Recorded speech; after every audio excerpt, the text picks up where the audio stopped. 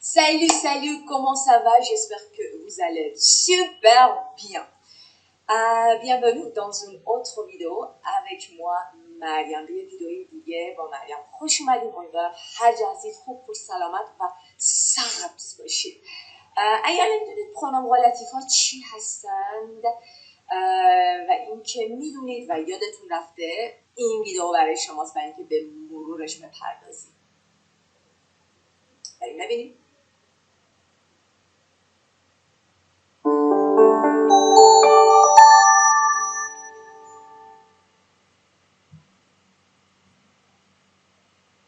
بدم رفت بهتون بگم اگه تازه با این کانال آشنا شدید لطفا سابسکرایب بفرمایید و زنگوله کنارش هم بزنید تا اینکه هر وقت ویدئوی جدید اومد تو سویت خیلی زود متوجه بشین و بیان ویدئو رو ببینید. و اگه مثل من از ایران با فیلتر شکم وارد میشید بچه‌ها لازمه که حتما کامنت بذارید چه موقع سابسکرایب کردم و چه موقع لایک کردم. کامنت بذارید به خاطر اینکه وگرنه لایک سابسکرایب ما چون ما با فیلتر شکن وارد میشیم میپره. متشکرم از حمایتتون. بریم ببینیم.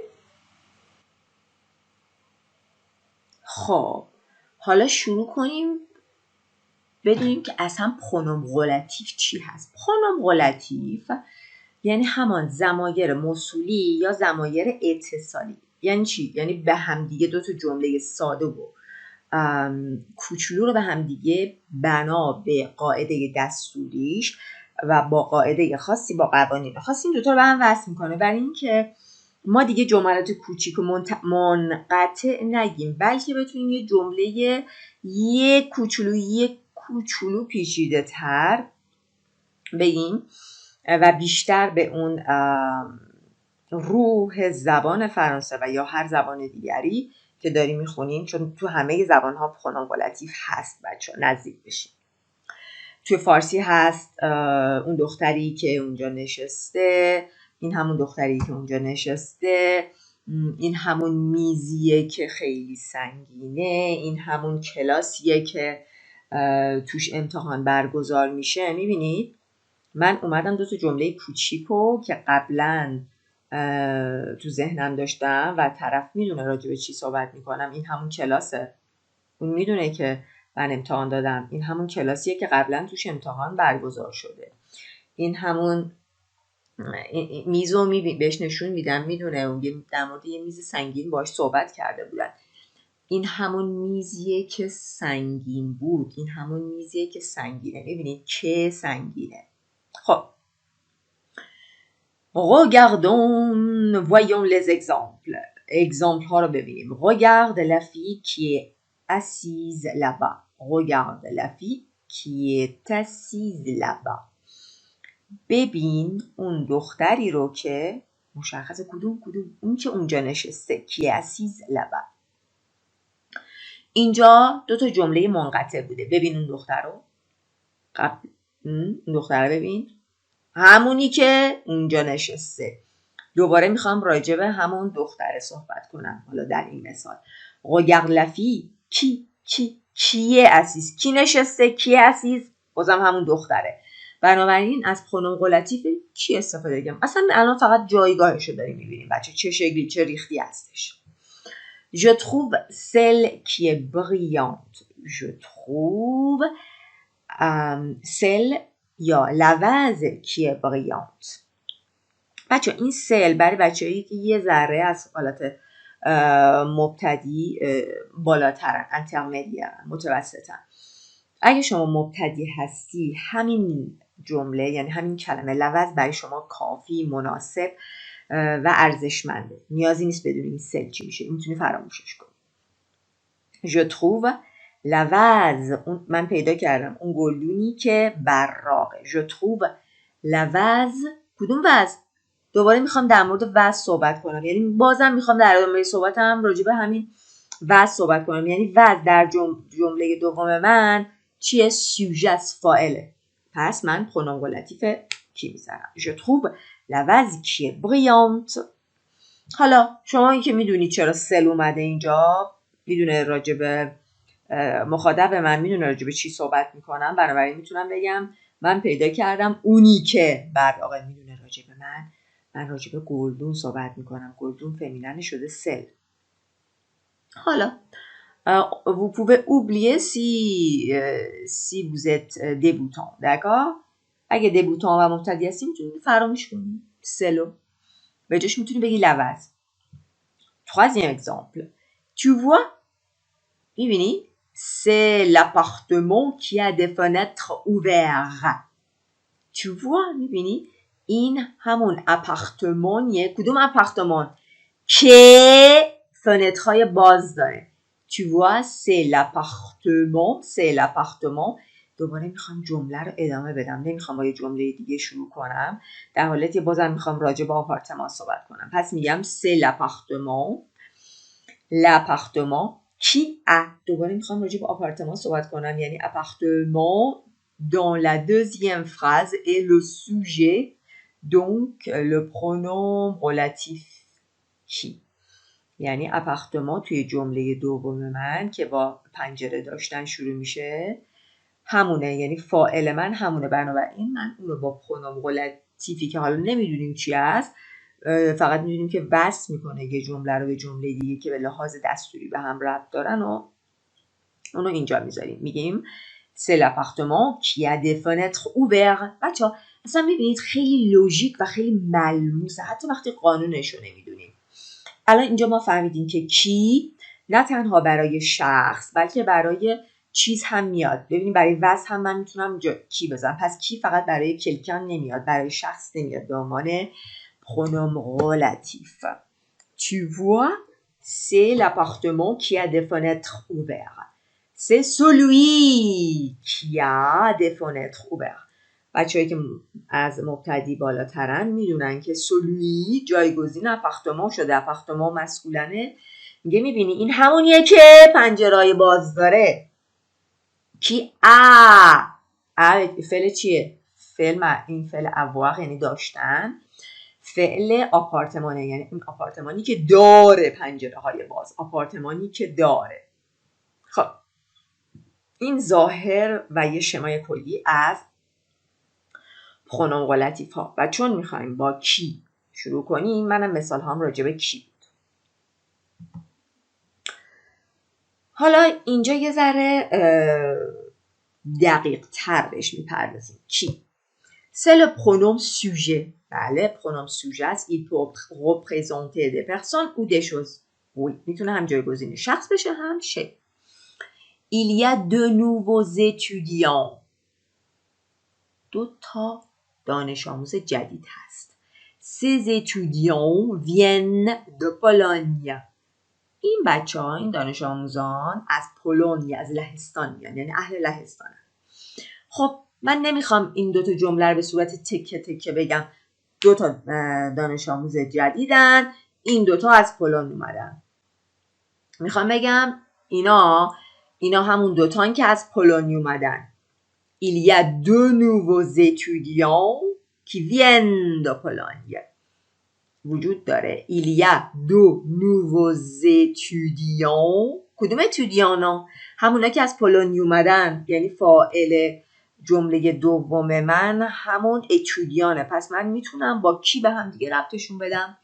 Il y a de nouveaux étudiants qui viennent de Pologne. از اونجایی که بچه‌ها کی جایگزین سوژه میشه. حالا این سوژه میتونه یه شخص باشه یا یه کسی یا یه شی باشه. بعد کی من نیاز دارم به یک ورب، به یک فعل. درسته؟ کی جایگزین فاعل شده. بچه‌ها من فعل میخوام. بفرمایید اینم فعل بیان. دوزیم اگزامپل. بچه‌ها میدونید بعد از هر مثال پوز کنید و مقداری تأمل کنید. خیلی لوژیکه بچه‌ها. نمیخواد انقدر پیچیده کنید مسائل گرامری که چرا در جمله دوم این جمله دوم اون فاعلش بوده، اون قبلی آخرین جمله اولم با این همین کلمه تموم شده، جمله دومم با همون کلمه شروع شده، پس کی میذارم؟ نه، بعضی وقتا بچه‌ها یک مثال، 2 مثال، چندین مثال رو باید انقدر بخونید و انقدر سعی کنید هضمش کنید که تا خودتون بتونید چنین جملاتی رو تولید کنید. مثلا J'ai acheté un ordinateur. Cet ordinateur a un écran tactile. J'ai acheté un ordinateur. Cet ordinateur a un écran tactile. من یک کامپیوتر خریدم. این کامپیوتر یک مانیتور، یک صفحه لمسی داره.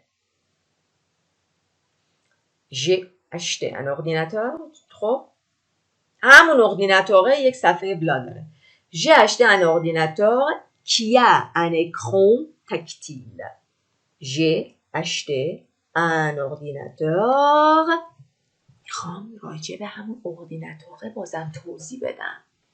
پس میگم کیا، بعد کی ورب دارم. کیا که داره یک اکران تکتیل. Troisième exemple. Je vais rencontrer une personne. Cette personne est très persévérante. Je vais rencontrer une personne. Cette personne est très persévérante. قراره یک شخصی رو ملاقات کنم. این شخص خیلی پشتکار داره. می‌بینید دو تا جمله که به لحاظ معنایی به هم دیگه ربط دارن و من در دو تا جمله پشت سر هم و کامل کوتاه گفتم. ولی من دیگه نمیخوام ساختارهای ساده و کوتاه به کار ببرم. میخوام با پرونوم ریلیتیو اینا رو به هم ربط بدم. پس بازم میتونم با کی ربط بدم. Je vais rencontrer une personne. کدوم شخص؟ qui est très persévérante. اونی که خیلی پشتکار داره. دیدیم بچه‌ها به همین آسونی. کی؟ حالا که بچه‌ها لپرونوم که جایگزینه. باز هم شخص میشه هم شی. مثل کی. ببینیم مثالا رو. پس برای تکرار نکردن حالتی میاد که در جمله دوم اون مفعوله. یا اصلا مثالا رو ببینیم. c'est plus clair pour vous. روشن‌تر میشه براتون. C'est une femme intelligente. Il faut absolument connaître cette femme. C'est une femme intelligente. یه خانم باهوشه و حتما باید این خانم این خانم شناخت، یعنی باش آشنا شد. Il faut absolument connaître cette femme. چجوری به هم ربطشون بدم؟ با کدوم پرونوم ریلیتیو؟ C'est une femme intelligente. این همون خانم باهوشه.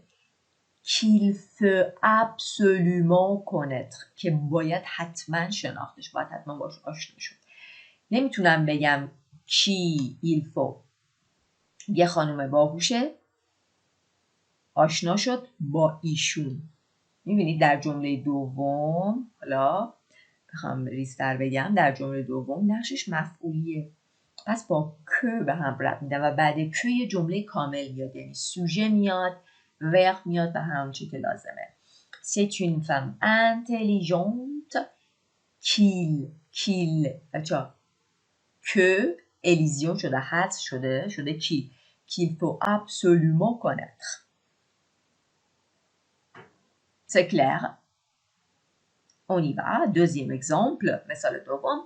J'ai acheté un ordinateur. Cet ordinateur a un écran tactile. بچه این همون مثال قبلیه ولی من این دفعه یه جور دیگه میخوام بهش نگاه کنیم. یک کامپیوتر خریدم. این همون کامپیوتریه که چی داره؟ اکران و صفحه تکتیل داره.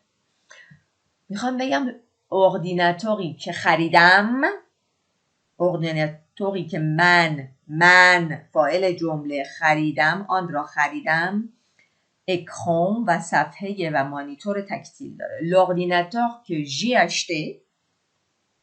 l'ordinateur que جمله کامل بعدش. l'ordinateur que به جای مفعول نشسته. j'ai acheté چی؟ un ordinateur. به جای un ordinateur با که این دو جمله رو به هم وصل کردم. l'ordinateur que j'ai acheté چی خب؟ un écran tactile. یک صفحه تکتیل داره، یه نمایشگر تکتیل داره. به همین آسونی که هم تموم شد. بچه دون خیلی خوبه اگه بتونین به کار ببرین. اکثر بچه ها شاید بگم 99% بچه های تا B1 و B2 اولای B2 خب خیلی میدونن ساختارش چیه، چجوری ساخته میشه ضمیر پرونوم قلتیف دو، ولی سخته براشون به کار ببرن تو جمله، نمیاد به ذهنشون. بچه برای این کار لازمه که چند تا از اون عباراتی که باهاش پرونوم قلتیف دو، حالا اینجا دو هر چیزی استفاده میشه، اونا رو خیلی با خودتون بخونید، جمله درستش رو تکرارش کنید، انالیزش کنید، هضمش کنید تا بتونید در ابتدا اونو به صورت یه نمونه‌ای که در ذهنتون شکل گرفته بپره از ذهنتون بیرون و در کنتکست مناسب قرار بگیره. خب اصلا دو چی هست؟ پرونوم قلتیفیه که جایگزین یک اسم میشه یا یک ضمیر. یک ضمیر پرونوم بچه‌ها، یک ضمیر، نه پرنوم. پرنوم یعنی اسم کوچک. خب حالا کار نداریم که بازم اینجا هم شخص میتونه باشه هم چیز، که بچه ها با چی دنبال میشه؟ با دو. یعنی بچه ها علائم و مشخصه و اون چیزی که هویت میده، خاص میکنه پرونوم دو، حرف اضافه پرپوزیشن دو هست. ببینیم مثالا رو. اصلا یعنی چی؟ گفتیم حرف اضافه دو. On parle d'un ami. Cet ami est sympa. On parle، ما صحبت میکنیم از یک دوستی که این دوست خیلی نایس و سمپاست، خیلی دوست داشتنی و مهربونه. من میخوام این دو جمله رو یه جمله کنم با پرونوم قلتیف. حالا اینجا باید پرونوم قلتیف دو استفاده کنم. چرا؟ چون گفتیم حرف پرپوزیشن دو کلیدیه در استفاده از پرونوم قلتیف دو. ببینید اینجا صحبت کردن از کسی، parler de quelqu'un یا de quelque chose یا از چیزی یا از کسی. از فیلمی صحبت میکردیم که خوب بود، از کسی صحبت میکردیم که خوب بود. On parle d'un ami, cet ami est sympa. حالا l'ami dont on parle، اون دوستی که ازش صحبت میکردیم est sympa. ببینید یه جمله شد. l'ami، اون دوستی که ما صحبت میکردیم ازش خیلی سمپا. بچه اینجا حالا با فارسی تا حدی روی هم تطابق دارن، ولی هیچ وقت نمیشه، هیچ وقت این کار رو نکنید. انتظار نداشته باشید که همیشه گرامر مثلا فارسی با گرامر فرانسه یا گرامر انگلیسی با هم بخونه. حالا اینجا heureusement این حالت رو داره، میگه l'ami dont on parle est sympa. اون دوستی که ازش صحبت میکنیم، حالا اینجا زمان حاله سمپست. اون فیلمی که ازش صحبت میکنیم انترسانه، ترسناک، جالبه، هر چیزی. l'ami dont on parle est sympa. Ça y est? Ok?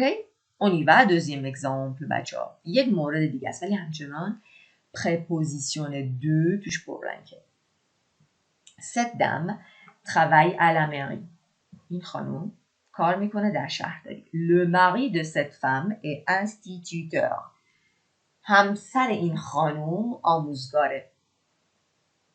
La dame dont le mari est instituteur travaille à la mairie. این خانومی که همسرش آموزگاره توی شهرداری کار میکنه. میبینید مالکیت دو. La femme dont le mari est instituteur. Le mari de cette femme. این خانومی که همسرش est instituteur travaille à la mairie. La dame dont، این خانومی که همسرش، یعنی همسر این خانم. La dame dont le mari، یعنی این خانومی که بازم هرچند تو فارسی همش وقت ترجمه میکنیم که میشه، ولی اینجا یه حالت دیدیم مالکیت، همسر خانم، شوهر این خانم، شوهر مالکیت این خانم.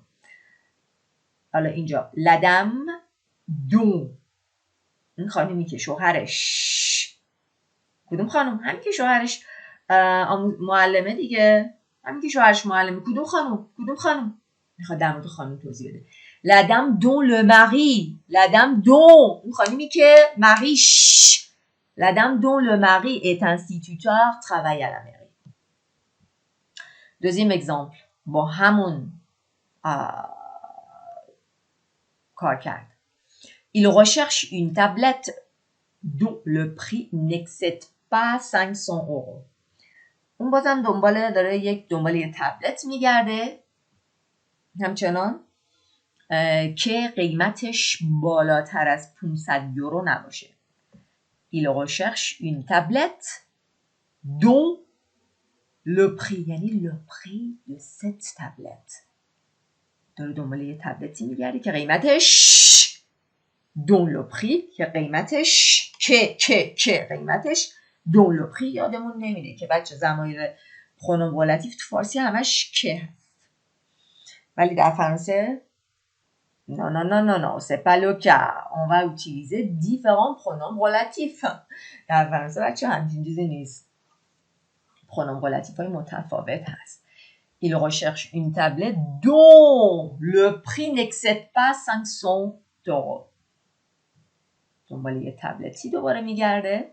همچنان میگرده که قیمتش که قیمت اون قیمت le prix بچه نگین son prix ها le prix le prix le mari le بچه ها اصلا adjectif possessif به هیچ وجه استفاده نکنید. dont le prix n'excède pas 500 euros. Troisième exemple, c'est grâce à son colocataire dont le frère est bénévole qu'elle apprend cette compétence. به لطف همخونه‌ایش بود. به لطف c'est grâce à son colocataire. کدوم کولوکاترش؟ اونی که برادرش داوطلب بود که اون تونست که اون این مهارت رو یاد گرفت. جمله سوم یه ذره پیچیده تره.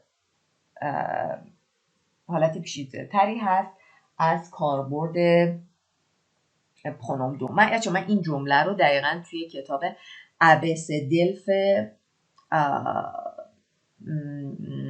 B1 پیدا کردم بچه. یعنی سطح B1 ببینید. c'est grâce à son colocataire یعنی به لطف همخونه‌ایش. کدوم همخونه‌ایش؟ اونی که برادرش dont le frère est bénévole. خب هنوز جمله ادامه داره. کدوم؟ که اصل ماجرا اون طرف ما که این خانوم که اون دوست ما که l'apprend cette compétence که اون این کمپتانس رو یاد گرفت. یعنی le frère de son colocataire. Je répète.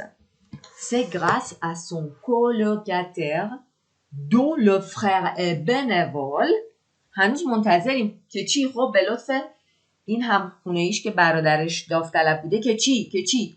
qu'elle apprend cette compétence که این مهارت رو یاد گرفت. اوکی. j'espère que ça va aller. امیدوارم که اوضاع خوب باشه بچه‌ها میتونید بعد از هر مثال پاس کنید، بنویسید، برای خودتون آنالیز کنید، تکرار کنید. خیلی کار میکنه. بیش از هر خوندن و هر سایت های مختلف، کتاب های مختلف خوندن این گرامر یا هر گرامری میتونه بهتون کمک کنه. تمرکز، آنالیز کردن و صبر کردن روی مثالی که فهمیدینش. خب بریم سراغ کاتگوری بعد. همچنان حرف دو پارله، دو کلکن، وربی که پرپوزیشنش دو باشه به اضافه کسی یا چیزی، این حالت مالکیت رو داشته باشه، بهش اضافه شده باشه، همسر خانم، قیمت تبلت، برادر اون والونتره، برادر اون همخونه. حالا در حالت سوم هم همینه. پرپوزیشن دو همچنان موضعش رو حفظ کرده برای پرونوم ولاتیف دو. Il est fou de films mystérieux. Être fou de quelque chose. دیوونه بودن، عاشق بودن به چیزی. Il est fou de film. بچه quelque chose. بچه بیشتر دوم برای quelque chose میاد. ولی برای کلکن هم میتونیم ببینیم نمیتونیم بگیم که فقط برای کلکم میاد، کلکوشوز میاد، فقط برای یه شی میاد، ولی بیشتر موارد برای شی میاد. ولی بچه ها توی فرانسه، مثلا تو فرانسه بغله برای کلکن هم مثال اولی دیده میشه. Il est fou de mi-film mystérieux.